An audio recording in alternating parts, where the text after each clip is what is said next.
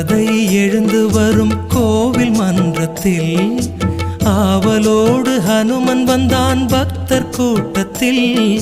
ராம கதை எழுந்து வரும் கோவில் மன்றத்தில் ஆவலோடு ஹனுமன் வந்தான் பக்தர் கூட்டத்தில். கதையை கேட்டதும் அவன் மகிழ்ச்சி கொள்கிறான். ராமநாமத்தால் ஹனுமன் பணிவு கொள்கிறான். கதையை கேட்டதும் அவன் மகிழ்ச்சி கொள்கிறான். ராமநாமத்தால் ஹனுமன் பணிவு கொள்கிறான்.